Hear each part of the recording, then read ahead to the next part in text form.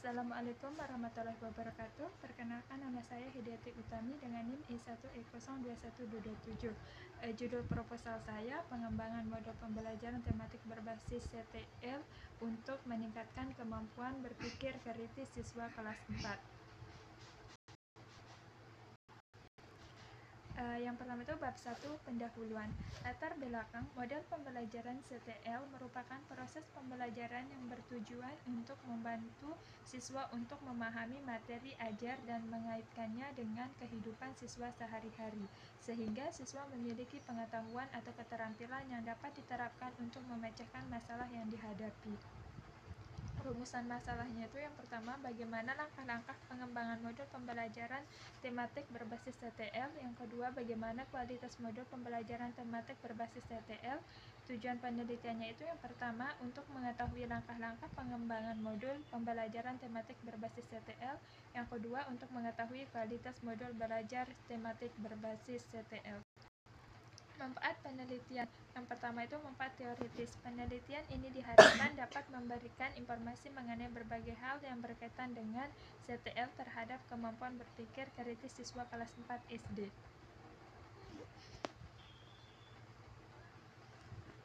Yang kedua itu manfaat praktis. Manfaat bagi peneliti, hasil penelitian dapat memberikan motivasi untuk menjadi guru yang inovatif untuk dapat melakukan pengembangan dengan melihat kondisi yang ada di lingkungan sekitar sekolah serta dapat memberikan pembelajaran yang bermakna terhadap siswa. Yang kedua itu bab 2, landasan teori dan kerangka berpikir penelitian. Yang pertama itu landasan teori, kemampuan berpikir kritis. Pengertian berpikir kritis. Berpikir kritis merupakan keterampilan cara berpikir secara sistematis, tinjauan dari tingkat kesulitan dan kerumitannya. Kemampuan berpikir dibagi menjadi dua kelompok, yaitu kemampuan berpikir dasar dan kemampuan berpikir kompleks. Yang kedua itu tahap berpikir kritis, mengklarifikasi isu dengan mengajukan pertanyaan kritis. Mengklarifikasi isu dengan mengajukan pertanyaan kritis di sini adalah proses di mana individu memahami dengan cermat isu-isu yang dihadapi, kemudian menganalisisnya dengan sudut pandang mereka sendiri sehingga individu mampu mengajukan pertanyaan yang kritis. Yang kedua, mengumpulkan informasi isu. Mengumpulkan informasi tentang isu dalam hal ini adalah mempertimbangkan berbagai sumber informasi, kemudian dikumpulkan dan disaring sehingga mendapatkan informasi secara konkret dan benar. Yang ketiga itu mulai bernalar melalui sudut pandang.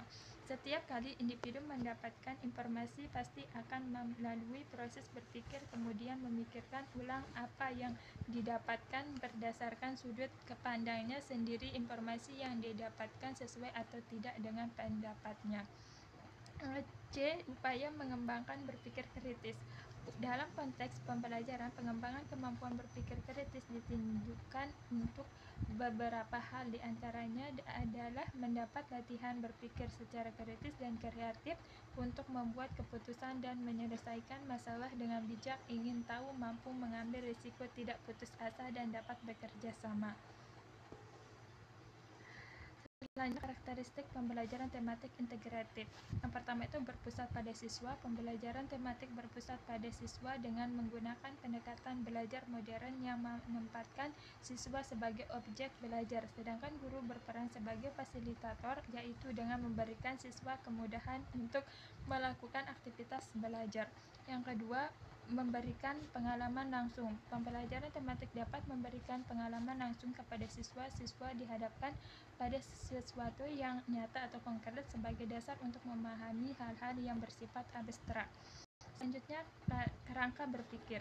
Yang pertama itu input, mengembangkan model tematik berbasis CTL kelas 4 tema 8 subtema 1.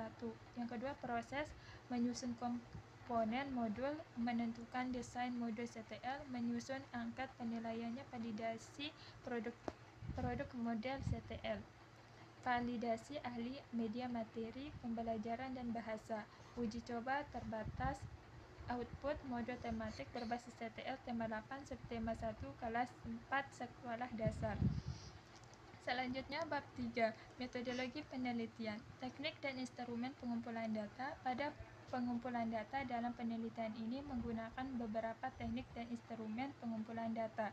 Teknik pengumpulan data pada penelitian ini berupa lembar penilaian ahli materi, ahli pembelajaran, ahli media, dan ahli bahasa. Kemudian juga terdapat penilaian siswa dan guru kelas. Teknik dan instrumen pengumpulan data pada penelitian ini antara lain: yang pertama, wawancara. Wawancara menurut Sanjaya 2013 adalah suatu teknik penelitian yang dilaksanakan dengan cara dialog, baik secara langsung tatap muka maupun melalui saluran media. Yang kedua, wawancara menurut Ari Kunto 2013 adalah sebuah dialog yang dilakukan oleh pewawancara untuk memperoleh informasi dari terwawancara. Wawancara digunakan peneliti untuk menilai keadaan seseorang, misalnya untuk mencari data tentang variabel latar belakang. Yang kedua, observasi. Pertama, observasi menurut Sanjaya 2013 adalah suatu teknik pengumpulan data yang dengan cara mengamati secara langsung maupun tidak langsung tentang hal-hal yang diamati dan kemudian mencatatnya pada alat observasi. Yang kedua, observasi menurut Margono 2013 diartikan sebagai pengamatan. Selanjutnya, lembar penilaian atau kuesioner. Lembar penilaian menurut Sanjaya 2013 adalah suatu instrumen penelitian yang berupa pertanyaan atau pernyataan secara tertulis dan harus dijawab atau diisi oleh responden. Angket ini digunakan dengan tujuan untuk memperoleh informasi dari responden dan untuk mengumpulkan data tentang tetap komponen modul, ketetapan materi, kualitas modul. Yang kedua, teknik analisis data. Teknik analisis data yang diterapkan dalam penelitian dan pengembangan ini adalah kualitatif dan kuantitatif. Yang pertama, data kualitatif.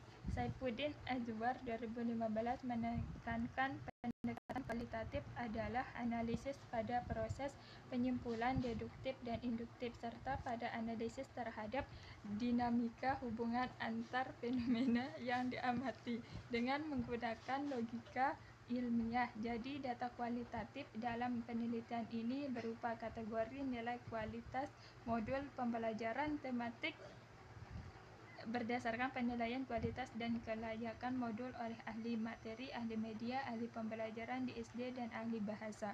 Yang kedua, data kuantitatif. Saifuddin dan Azwar 2015 pendekatan kuantitatif menekankan analisis pada data-data numerik atau angka yang diolah dengan metode statistika. Penelitian kualitatif dilakukan pada penelitian interval dalam rangka pengujian hipotesis dan menyertakan kesimpulan hasilnya pada suatu probabilitas kesalahan penolakan hipotesis.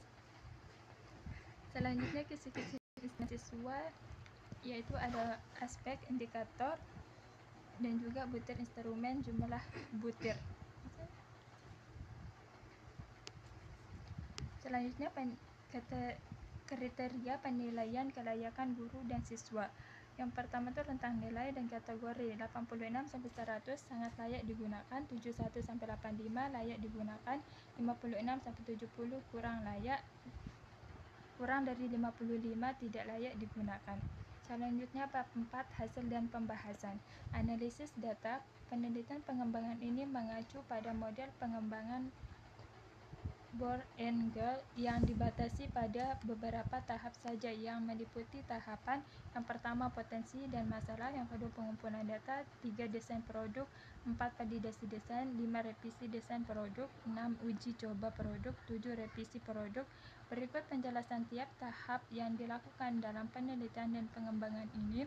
Yang pertama, potensi masalah. Disimpulkan bahwa guru dan siswa membutuhkan bahan ajar yang lain sebagai penunjang ataupun pendamping buku ajar yang memuat materi pelajaran secara lengkap, mudah dipahami oleh siswa, dapat membantu siswa dalam meningkatkan pemahamannya terhadap materi pembelajaran secara lengkap, mudah dipahami oleh siswa. Yang kedua, pengumpulan data. Pengumpulan data pada penelitian pengembangan ini menggunakan referensi buku yang berkaitan dengan pembelajaran tematik terpadu kurikulum 2013, materi kelas 4 pada tema 8, subtema 1, serta referensi buku dan internet mengenai bahan ajar modul berbasis CTL. Yang ketiga, desain produk. Setelah penelitian menemukan potensi dan masalah, peneliti kemudian melakukan pengumpulan data untuk mengumpulkan informasi-informasi penting dan nyata terkait penelitian yang akan dilakukan. Setelah kedua tahap tersebut, peneliti membuat atau mendesain modul pembelajaran berbasis STL tema 8 subtema 1 sebagai bahan ajar alternatif yang akan digunakan oleh guru dalam kegiatan pembelajaran. Modul ini bertujuan agar guru lebih mudah dalam menyampaikan materi, agar siswa memiliki bahan ajar alternatif dan menambah wawasan pengetahuan siswa. Yang keempat, validasi. Tahap validasi modul dilakukan agar modul pembelajaran berbasis STL tema 8 subtema 1 yang dikembangkan dapat diketahui kelayakannya berdasarkan penilaian dosen ahli dan guru. Yang kelima, revisi desain produk. Setelah validasi produk oleh ahli media, ahli materi, ahli pembelajaran, dan ahli bahasa, selanjutnya produk modul direvisi sesuai saran para ahli untuk menghasilkan produk yang layak dan baik untuk diuji coba. Yang keenam, uji coba produk. Uji coba produk ini dilakukan secara terbatas pada kelas 4 SD Negeri 2 Batu Iyang dengan jumlah 6 orang siswa dan guru dan kelas. Uji coba produk dilakukan bertujuan untuk mendapatkan data mengenai kelayakan modul yang dikembangkan melalui penilaian yang dilakukan oleh guru dan siswa. Yang ketujuh, revisi produk. Setelah uji coba produk terbatas dilakukan, selanjutnya produk direvisi. Pada uji coba ini tidak dilakukan revisi produk. Hal ini menandakan produk modul yang dikembangkan sudah dikategorikan layak dan baik untuk digunakan siswa kelas 4 SD. Kajian produk akhir. Peneliti pengembangan modul tematik berbasis STL tema 8 subtema 1 kelas 4 SD untuk memudahkan siswa memahami materi yang disampaikan oleh guru serta dapat dijadikan bahan ajar alternatif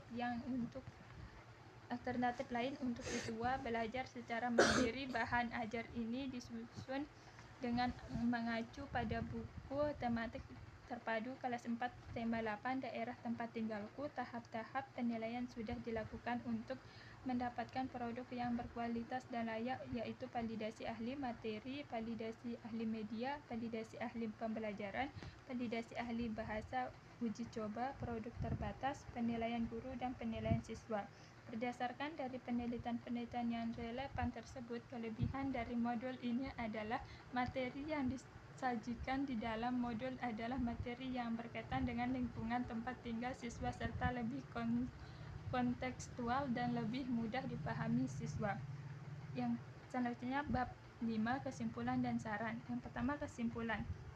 Berdasarkan hasil dari pengembangan dan penelitian yang sudah dilaksanakan, maka dapat disimpulkan sebagai berikut. Yang pertama, pengembangan bahan ajar modul pembelajaran tematik berbasis STL tema 8 subtema 1 lingkungan tempat tinggalku kelas 4 SD dinyatakan berkualitas untuk siswa kelas 4 SD. Yang kedua, penerapan bahan ajar modul pembelajaran tematik berbasis STL tema 8 subtema 1 kelas 4 SD terlaksana dengan baik untuk siswa kelas 4 SD Negeri 2 Batu Iyang. Hal ini dapat dilihat berdasarkan angka penilaian guru, kelas, dan siswa. Selanjutnya, saran. Berdasarkan dari pengembangan bahan ajar berupa modul pembelajaran tematik berbasis STL tema 8 subtema 1 kelas 4 SD, maka peneliti memberikan saran sebagai berikut. Yang pertama, bagi guru dapat menggunakan bahan ajar modul tematik terpadu di dalam pembelajaran sebagai alternatif bahan ajar tambahan bagi siswa. Diharapkan guru juga dapat mengembangkan berbagai bahan ajar yang lebih beragam lagi sehingga materi yang disajikan di dalam pembelajaran lebih bervariatif. Yang kedua, bagi siswa, melalui bahan ajar modul ini diharapkan siswa mampu meningkatkan pemahamannya mengenai materi pembelajaran sekaligus siswa dapat lebih terlibat aktif dalam pembelajaran. Yang ketiga, bagi peneliti selanjutnya, bahan ajar modul tematik terpadu ini masih jauh dari kata sempurna karena memiliki keterbatasan dalam penelitian. Diharapkan bagi peneliti selanjutnya untuk dapat mengembangkan modul tematik terpadu dengan tema-tema yang lain dan diuji efektivitasnya. Sekian dari saya. Terima kasih. Assalamualaikum warahmatullahi wabarakatuh.